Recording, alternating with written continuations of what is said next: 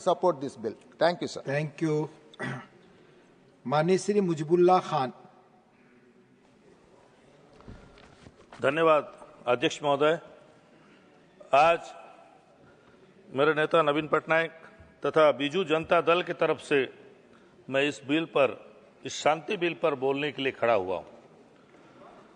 मैं माननीय मंत्री जी का ध्यान आकर्षण करना चाहता हूं कि बहुत से वक्ताओं ने अपना बात रखा यहाँ पर। जैसा कि हम सब जानते हैं, पहले प्रधानमंत्री जवाहरलाल नेहरू के वक्त ये एटॉमिक एनर्जी का जो डिपार्टमेंट जो शुरू हुआ 1954 में डॉक्टर होमी जहांगीर भाभा के नेतृत्व में इसका शुरुआत हुआ।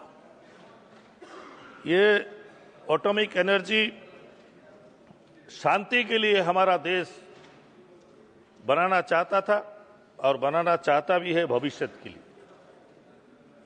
1974 में मई 18 तारीख को जब पहले टेस्टिंग हुआ हमारे देश में, उस वक्त माननीय प्रधानमंत्री श्रीमती इंदिरा गांधी थी। जब पहला टेस्टिंग हुआ, सारा दुनिया में तहलका मच गया कि भारत एटॉमिक टेस्ट कर चुका है, लेकिन हम शांति के लिए करना चाहते थे। उसके बाद मई 11 और 13 को 1998 को जब अटल बिहारी वाजपेयी जी प्रधानमंत्री थे, तब ये टेस्टिंग फिर से हुआ हमारे देश में। और उस वक्त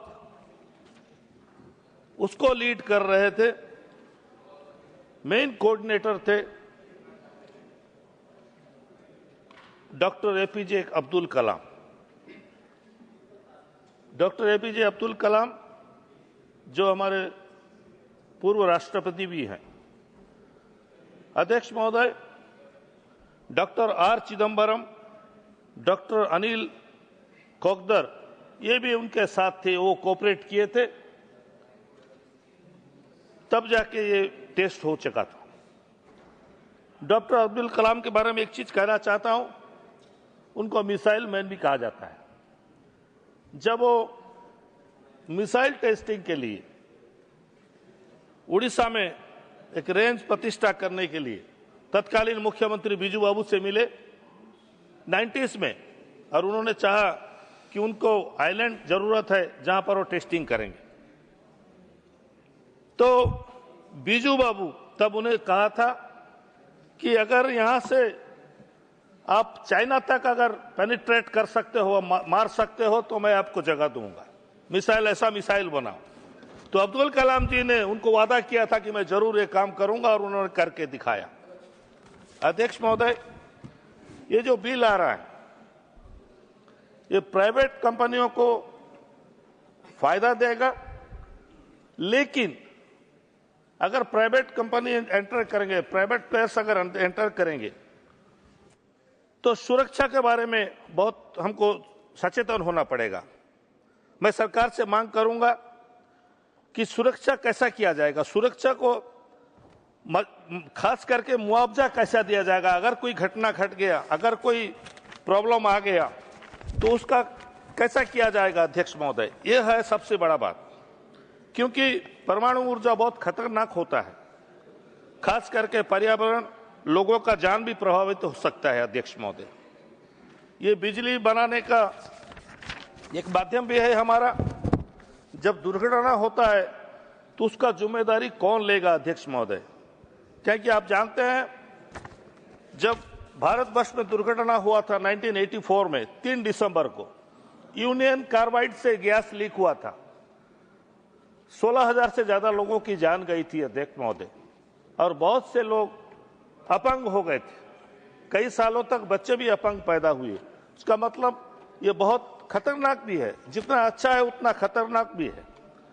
तो सुरक्षा दृष्टि से अगर देखा जाए तो हमको इसको बहुत ध्यान से इस बिल को आगे बढ़ाना पड़ेगा और खास करके उन प्राइवेट कंपनियों के ऊपर अगर कुछ घटना घट गया, अगर कुछ दुर्घटना घट गया, तो लोगों को मुआवजा कैसा मिलेगा उसको देखना पड़ेगा। क्योंकि यूनियन कार्बाइड के वक्त जब दुर्घटना घटा तो बहुत से लोग आज तक कोर्ट कचहरी दौड़ रहे हैं, उनको कुछ मिल नहीं रहा है, उनको आज तक भी मुआवजा नहीं मिला है। कई साल हो गया, 84 मतलब कई साल, 35-40 साल हो गया वो मुआवजा के लिए दौड़ रहे हैं, लेकिन उन लोग को अभी तक मिला नहीं। इसमें कुछ नियम करना चाहिए अध्यक्ष महोदय। दुनिया भर में ऐसा बहुत से जगह दुर्घटना हुआ है, जैसा चेरनोबिल में 1986 में दुर्घटना हुआ, फुकुशिमा में 2011 में दुर्घटना हुआ। तो परमाणु कचरे को खास करके साफ करना भी एक हमारे लिए बहुत महत्वपूर्ण विषय है, क्योंकि वो परमाणु कचरा अगर रह जाएगा तो भी वो बहुत खतरनाक साबित होगा। जैसा कि कहते हैं छोटा सा बैटरी को भी कहते हैं कि बैटरी को जमीन में गाड़ दो, जमीन में गाड़ने के बाद भी उस बैटरी के अंदर जो रहता है वो भी खतरनाक होता है। तो ये बहुत बड़ी चीज है अध्यक्ष महोदय, परमाणु कचरा को कैसा साफ किया जाए, ये है सबसे बड़ी बात है। मैं जैसा उड़ीसा से आता हूं, मेरे उड़ीसा राज्य में मछुआरे हैं, किसान हैं, बहुत जंगल है। ऐसा विभिन्न राज्य में भी मछुआरे हैं, किसान है, बहुत जंगल है, उस जंगल में बहुत से जानवर भी है। अगर इस तरीके का अगर कहीं अगर दुर्घटना, भगवान करे दुर्घटना ना हो, अगर हो गया तो उसका मुआवजा कौन देगा? इसमें एक क्लोज ऐसा भी रखना चाहिए कि जो प्राइवेट कंपनियां इसमें इन्वॉल्वमेंट रहेगा उसका मुआवजा उन लोग देंगे। ये एक बहुत बड़ी बात है। मैं माननीय मंत्री का ध्यान आकर्षण करना चाहता हूं कि जल्दबाजी में ये बिल पास करा जाएगा तो भविष्य में बहुत प्रॉब्लम होगा। 2047 तक 100 गीगावाट बिजली चाहिए, ये गवर्नमेंट का टारगेट है। हम इसको मना नहीं कर रहे हैं, हम चाहते हैं कि विकास हो। हम लोग विकास के खिलाफ बिल्कुल भी नहीं है अध्यक्ष महोदय, लेकिन ये बिल आने के पहले मैं सोचता हूं कि ध्यान से इसको देखा जाए, हो सके तो ज्वाइंट पार्लियामेंट कमेटी को भी दिया जाए, ताकि इसको पूरा तरीके से, अच्छी तरीके से जांच हो। उसमें बिल में अगर कोई जरूरत हो तो उसको फुलफिल किया जाए।